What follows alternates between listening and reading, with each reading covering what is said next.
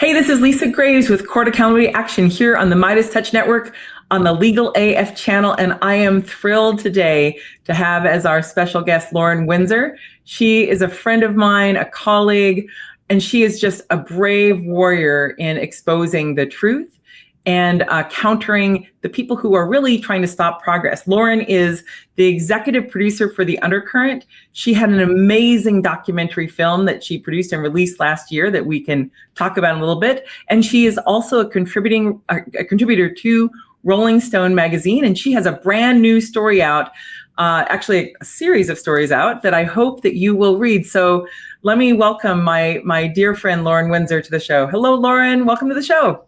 Hi, Lisa. Thanks so much for having me. Well, let's get right into the most recent news that just broke yesterday. You had a major piece and have a major piece right now online at Rolling Stone magazine, and it's about this fight between this right-wing organization, this right-wing led organization, or at least the leader of one of these right-wing organizations that deals with state legislators, attacking Wall Street executives in a meeting where they were plotting their plans to try to stop investing in environmental and socially responsible investing. So that's my little recap. But tell us truly what's happening. What's the big news from that story? Well, so the big news being that the head of ALEC, Lisa Nelson, behind closed doors to the secret confab of political operatives with ties to Leonard Leo that are fighting ESG investing, said, conservatives need scalps from Wall Street CEOs, namely Larry Fink of Blackrock and Brian Moynihan of Bank of America. And the reason that's important is because they are putting it out there publicly that in this fight on ESG investing, and if your viewers don't know what ESG investing is, let me just run that down real quick. It's just kind of like shorthand for sustainability for anything that's like a climate change mitigation effort on behalf of financiers. Climate risk is investment risk, and so they're trying to work that into their investments. Well, these conservatives don't want any part of that, even if a lot of people on the left think it's kind of greenwashing. It has been. There has been some substantive change for the better as a result of it. And it does take into account the risk. But whatever the case, the public stance of these conservatives has been that, fiduciaries, maximizing profit is the only thing that should matter. You should leave the politics out of it. And so the remarks were made in the context of this discussion about neutrality. So someone said, shouldn't we be against ESG by conservatives? And they were like, actually, no. Lisa Nelson says we should plant our flag as far as possible. And we should also scalp these Wall Street CEOs. I mean, the language is just incendiary. It's such a great get, Lauren. And I know you have to protect your source. Sources. I wonder whether we can unpack some of these characters a little bit. So I first encountered Lisa Nelson back, I think, in 2014 when she became the head of the American Legislative Exchange Council. And you and I at the time, along with others, were working on exposing ALEC, the American Legislative Exchange Council, which describes itself as the largest voluntary association of state legislators in the country.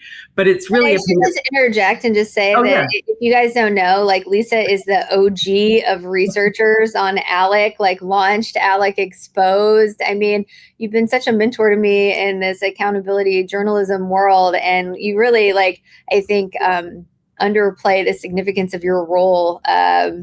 You really led the effort to expose ALEC, particularly in 2012. So anyway, I'll hand it back. Oh, that's so lovely of you to say. I so appreciate that, Lauren. Yes.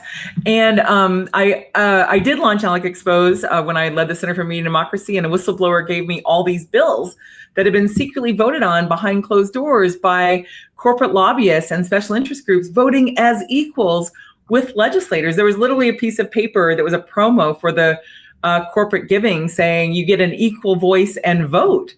And I thought, wow, if it turned out that Nancy Pelosi was giving an equal voice and vote to the ACLU or Greenpeace or, Planned Parenthood, like this would be on the news every day till the end of time, basically, until they ran them out of town. But in this case, it was these corporations and also Koch groups. And so Lisa Nelson took over after Alec had faced a real battle that was led by that I helped lead along with some colleagues at Color of Change, Common Cause, Labor, People for the American Way, where we helped connect the dots that, in fact, that Stand Your Ground bill back in the early 2000s that originally prevented the arrest of George Zimmerman for shooting Trayvon Martin to death, that was an ALEC bill ratified by ALEC and pushed in the states across the country. And in the aftermath of that, dozens of corporations left ALEC. Their executive director left, and Lisa Nelson came to the fore. And so when I looked into her back then, I learned, she'd just come over from Visa. But her real story was that she was a Gingrich hand working with Newt Gingrich way back. So that's sorry for that long intro back to Lisa Nelson. But can you tell us a little bit more about what you know about Lisa Nelson and her role and her work or her history? Well, so she spent almost a decade at Visa. And so I think that is actually gives, more color to the story of, she comes from a background of finance. She was, the head of their global government relations. And so you would think that somebody at that level, globally for this behemoth, I mean, Visa is enormous, that you would have a little bit more discretion and maybe like sense of decorum about people like in your own industry. I mean, coming from the rough and tumble world of politics, like people talk this way. I get it, but like you're on a panel saying this to a room of operatives that you're scalping folks. And by the way, we learned in the course of our reporting that there were representatives of Bank of America at Alec's annual meeting last week. And so imagine what it's like if you're Bank of America. And by the way, they cut ties in 2012 after the Trayvon Martin stuff with the Stand Your Ground law. And so, you're engaging, I guess, in sort of like rapprochement and, you're at this meeting and then come to find out that the entire time the CEO of the organization wants to scalp your CEO. Like, Brian Moynihan must be freaking pissed. Like, can you imagine how apoplectic he was when he heard? I mean, it's really astonishing because, they're giving money to Lisa Nelson to spend, through ALEC, which is focused on what they call policy, but which are really model bills that they're moving in the states, including targeting any bank that engages in socially responsible investing, that does any investment in, solar and wind as part of an ESG program, which has been targeted by these right-wing groups for the last few years. It's so astonishing to me that as we see manifesting all over the country and in fact the world, the signs of climate change, the disaster that's unfolding. And then we finally have some major banks and major institutions in the big capitalism, Wall Street world trying to move some of the funds that they have assets under their control or assets assigned to them for investment, that they're trying to invest in alternatives to fossil fuels. And this is so hated by ALEC, so hated by some of these right-wing groups. It really makes you wonder what their real ties are, who's funding them. And we know some of that. We know that ALEC has been funded by huge fossil fuel companies, that has long been a proponent of disinformation about climate. At one point, it had so-called experts telling people to put their foot on the gas because climate change is good for you if it's happening, talking about the supposed greening of the world.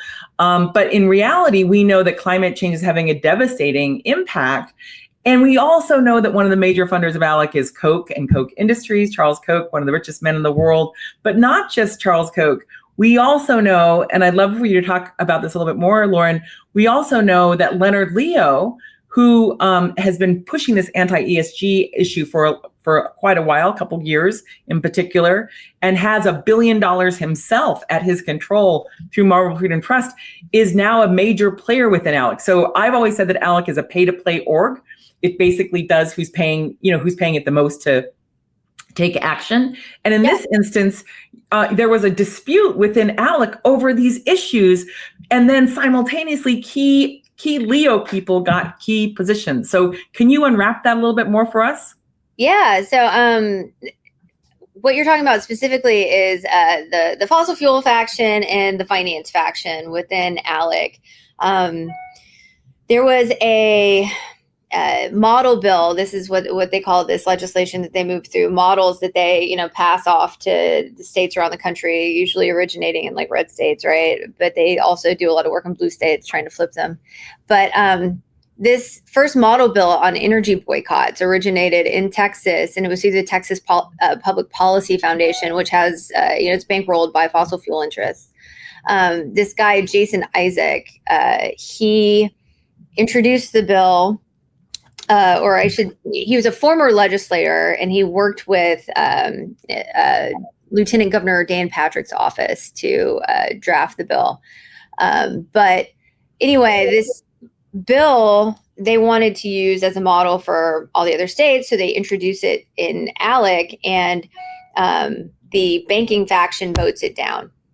And so, led by the American Banking Association. So the American Banking Association sits on like the private council advisory. It's like it used to be the private sector advisory board. Now they call it something else to make it look like it's not a board, even though it meets with the legislators on their quote official policy. The advisory council, it has the ABA, but then it also has, now two different executives from Leo World. You have Mike Thompson, who is one of Leo's top lieutenants, and then you have Will Hild, who's the executive director of Consumers Research. Consumers Research was the organization that was running the summit where we got the audio from the source. Anyway, Leonard Leo within ALEC, I'd be remiss to say if I didn't say that DEI is also a significant element of this entire battle. So it's not just ESG, but DEI initiatives. So the diversity, equity, inclusion, it's fighting this whole war on woke. It's the, like boycott of Bud Light for, the trans ads sort of thing. And I think I used to have the impression that it was really kind of a cover for, fossil fuel interest money and really just a matter of climate change. But the more you get to know Leonard Leo's background, you realize like he really does want to, as he puts it, crush liberal dominance in culture.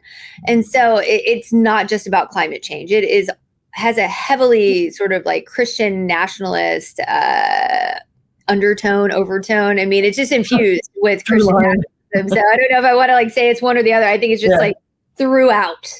Yes. But so this, morality of, it's so weird. You have these conservatives who are like, government hands off everything. And then, they want to like make all these decisions for you about like abortion and, your most intimate, like, right. identity, but so the Leo money funds ALEC, but then they also have people on the board. And then ALEC also, works with a number of the organizations in the network and the coalition to on a variety of things, but the energy boycott stuff, and then also DEI things that combat DEI.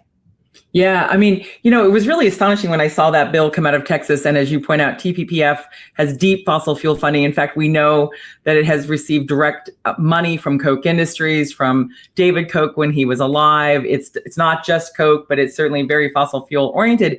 But the idea that this Texas legislature would be claiming that it's discrimination to have, policies that, would support investing in alternatives to fossil fuels And yet, meanwhile, they're trying to kill diversity, equity, and inclusion programs that are actually trying to redress real discrimination against African Americans, against brown people in America, against women. Like, so on the one hand, they're trying to annihilate diversity initiatives that address human beings who have been, historically, structurally discriminated against. And, there are ongoing patterns of that discrimination. But heaven forbid that there be any measure that somehow promotes something besides the oil and gas industry. We know that that's obviously a core issue in Texas. But I want to go back to what you were saying about Mike Thompson, who's with CRC Advisors. That's the for-profit group that Leonard Leo helped rebrand with Greg Mueller in 2020. That what CRC goes way back in time. It was involved in helping to put John Roberts on the U.S. Supreme Court and Sam Alito, and also worked to support Leonard Leo's efforts to get Trump's nominees to the U.S. Supreme Court, who were handpicked by Leonard Leo, onto that court. That's Brett Kavanaugh, Neil Gorsuch, and Amy Coney Barrett. CRC Advisors is the new name for CRC, Creative Response Concepts, a longtime PR firm. And it sounds like from your article that they are playing a heavy role, and with Leo as a key partner in that effort, a key owner of that company in pushing this anti-ESG, anti-DEI stuff, along with Consumers Research, who you mentioned is led by Will Held, who also was a right-hand man of Leonard Leo over at the Federal Society, before this role. And so the conference you mentioned was being held by Consumers Research. It was held at a really exclusive resort, and it was a gathering of all these operatives who are basically advancing Leo's effort to crush liberal dominance. What do you think about, from what you observed from the listening to what your source provided to you, what was the reaction in the room to this idea that these groups should be involved in scalping Wall Street executives like Brian Moynihan and Larry Fink? Was there any negative reaction or shock that they would use that rhetoric, or did it seem like it was part of it was being embraced? It definitely seemed like it was being embraced. I mean, it wasn't like everyone sort of erupted in applause or anything, but there was a male voice that sounds like Mike Thompson's. So when she says, "We got to take one of these guys out," he's like, "Yes." And then she goes in. He's a movie buff, and so when you read the article, when she's struggling for a movie reference about taking the scalps, it's because Mike, in various instances throughout the conference, talks about different movie analogies. So like Star Wars or Rocky or Harry Potter. And so, she's like, I don't know what movie it is, but it's taking the scalps. Right. We got to take the scalps. And so she says it, more than once. It's not just like an offhand thing. And then she concludes with and this is an interesting thing that came out of this, was that she's deliberating, musing over who they should scalp. And I don't think it's Jamie Dimon, because I don't think ideologically that he's all in. I think that he's just playing footsie to be on the right side of things for Chase. But Brian Moynihan or Larry Fink, we should have, one of their scalps. Well, come to find out in the course of our reporting that Chase is a member of ALEC. They confirmed it to us. And then also, they had ALEC had their annual meeting last week, and Lisa interviewed one of their key executives from their credit card business. And Lisa was, just gushing about their credit cards. I have, most people out there have multiple credit cards. And she's like, I have Chase and Visa. Because I'm brand specific. And as I said before, she had a decade at Visa. So, she's now saying I'm only with Visa and Chase. And, she went on to talk about how great their end of year reports were. And just watching it, I'm like, they're definitely getting money from Chase. And, of course, she's not going to say that she should scalp Jamie Dimon when, Chase is a member of ALEC. Right. I mean, and the context of this is also in the aftermath of that assassination of that health insurance executive that occurred just a few weeks or months before this this session, where this language was being used, really targeting these Wall Street executives, targeting Larry Fink, targeting Brian Moynihan.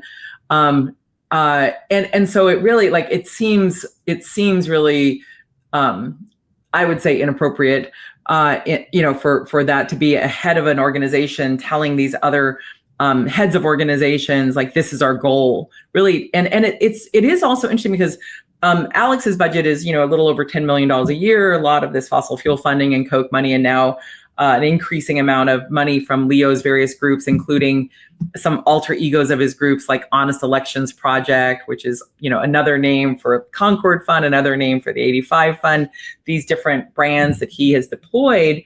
But when you look at it as a whole, like, that's an $8 million or $10 million organization, plus maybe it's up to 12 in the last cycle, that we can see, taking on the biggest hedge fund. Tell us a little bit more about Blackrock and Larry Fink, because, like, it's a massive attack, and it's not as though all the money that Blackrock is investing is going into cleaner energy. Like, that's just a portion of their whole portfolio. But, like, that seems to be to be attacking Brian Moynihan and attacking Larry Fink in this setting with these right-wing operatives. It's really, I think, extraordinary to see someone, like you said, who has been a key lobbyist for that financial sector, using that rhetoric and targeting these particular Wall Street executives. Well, I think that, so for one thing, BlackRock, it has 12.5 trillion in assets under management. Trillion. So 12.5 trillion. This was recently reported just like in the last 2 weeks. And it's only a fraction of that is like ESG investing, but there's an enormous amount of money that they many billions that they manage for state pensions, so public employee pensions. And this is like one of the, I think, most dark, like, grim things about this is that, like, ALEC is one of the most anti-union organizations on the right. All these people hate unions. They are always trying to find ways to screw over public employees, teachers, and yet they find these vehicles, that they have leverage in order to exact their policies. So they can screw over teachers, like, when teachers are in the middle of their career, with, like, lower pay and fewer benefits. One of the few things that makes being a teacher really rewarding and great is, that pension that you're promised, so, like, you retire and you're going to be taken care of.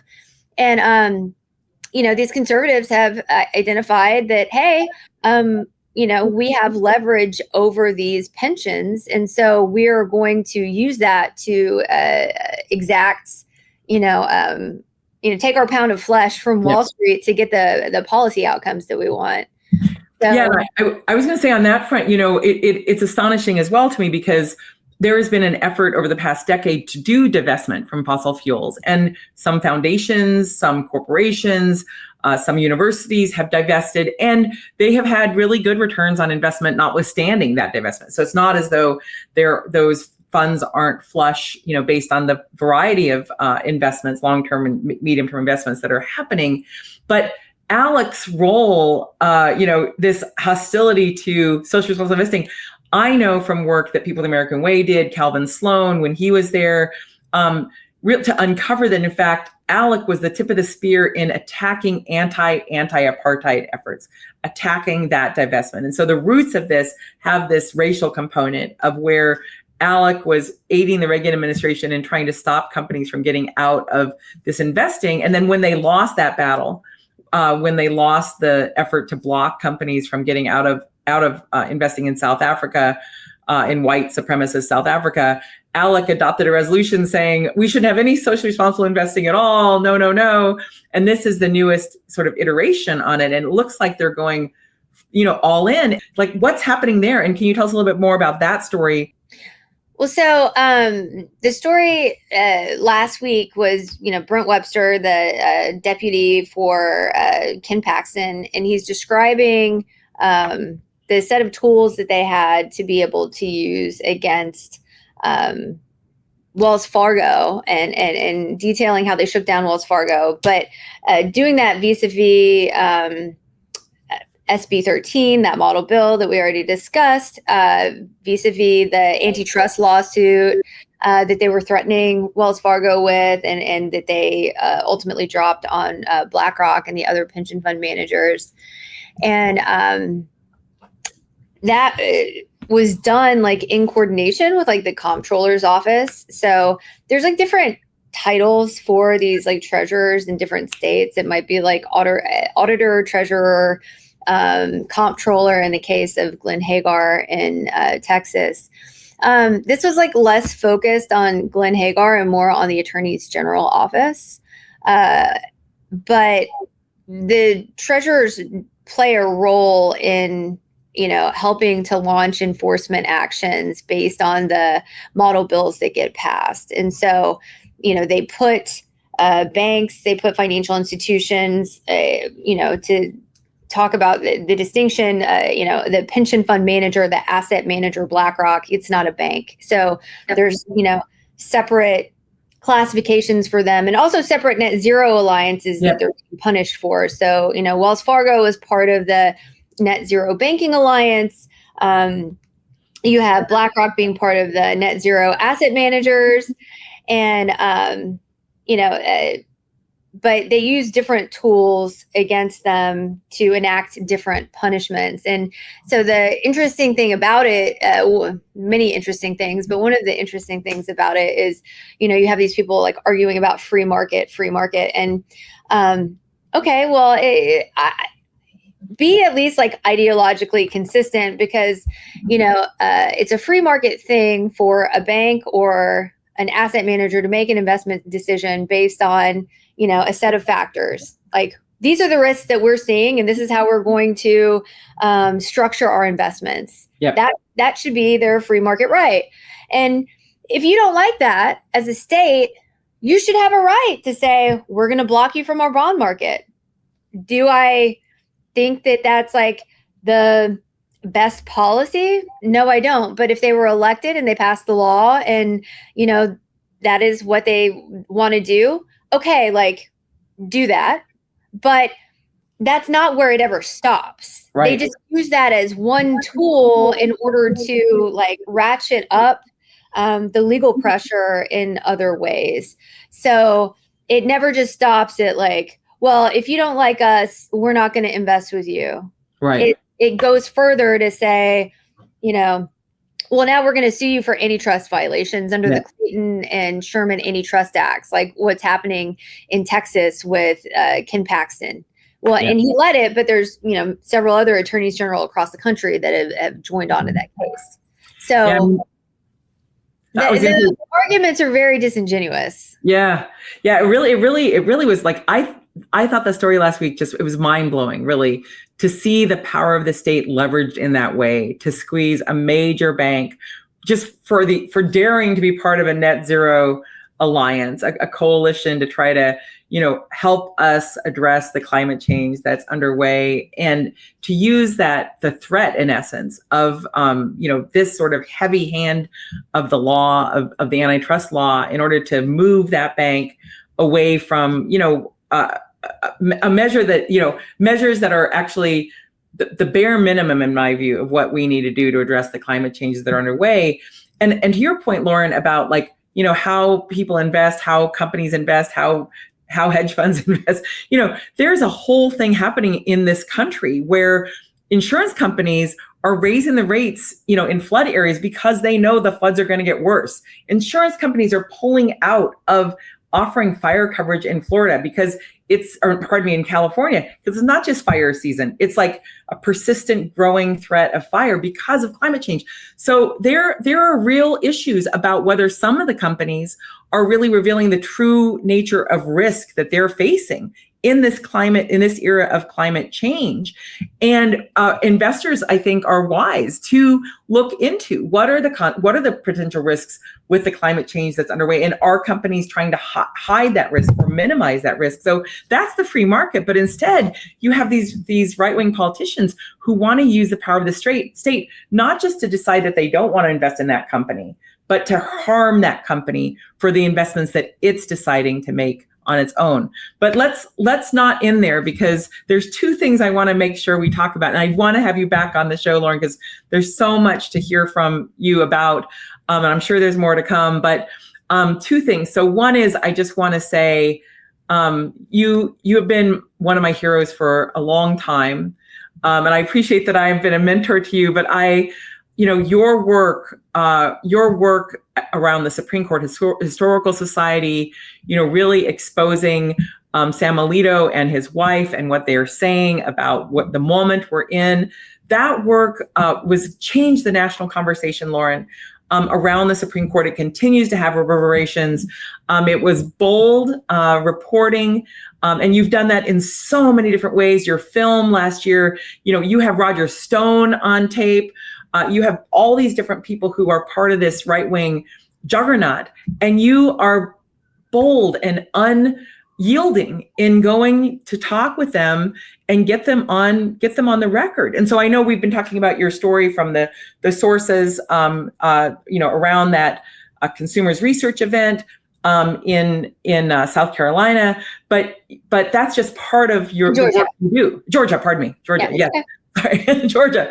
But that's just part of the work. That's just part of the work that you do. You are a fantastic writer, reporter, stand-up interviewer. And so I wanted to give you a chance to share a little bit about some of that other work, where people can find your work, find that film, find your clips, and anything else you want to share about that heroic work, Lauren, really. Oh, thank you, Lisa.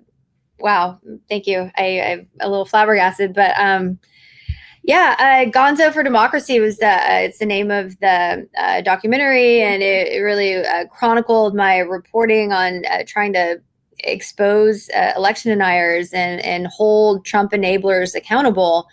So, that work spanned from 2020, when I broke major national news in Georgia, that there would be a Senate objection to the Electoral College, which at that point in time, nobody took seriously. So that was the start of it. And then after January 6th, I could see that the issue was not going to be going away. And I witnessed 9/11 on the ground. I lived in LA during the peak of the financial crisis. Like I felt like I'd been at multiple ground zeros, and even though I wasn't at the Capitol on January 6th, it resonated with me in a way that it felt like a ground zero. And so I felt like I needed to do what I could journalistically to hold the people who were responsible for it accountable. So that took me on a journey for 4 years. And I went to Mar-a-Lago twice. I had a couple run-ins with Roger Stone, who threatened to sue me. He's full of shit. So, if you're out there reporting and you hear that Roger Stone wants to sue you, just tell him, bring it on. I welcome discovery, Roger. But you can find the documentary on YouTube, on the YouTube channel, The Undercurrent. It's also on the front page of our website. So it's theundercurrent.tv. And you can look at, other projects of mine over the years at LaurenWindsor.com. But I encourage folks to follow me on Twitter, and you can get, updates and engage with me online. I try to, follow people back and talk to folks, and, there will be more to come, so stay tuned. Stay tuned. Well, that's a great way to end this session today, Lauren. It's a joy to have you on the Midas Touch Network, on Legal AF. I'm Lisa Graves with Court Accountability. This is Lauren Windsor joining me today from the Undercurrent and from her most recent reporting in Rolling Stone magazine. Please subscribe to our channel, follow Lauren, get the news, and don't give up. Thanks, everyone. Thanks, Lisa. Can't get your fill of Legal AF? Me neither. That's why we formed the Legal AF Substack. Every time we mention something in a hot take, whether it's a court filing or a oral argument, come over to the Substack. You'll find the court filing and the oral argument there, including a daily roundup that I do called, wait for it, Morning AF. What else? All the other contributors from Legal AF are there as well. We got some new reporting. We got interviews. We got ad-free versions of the podcast and hot takes. Where? Legal AF on Substack. Come over now to free subscribe.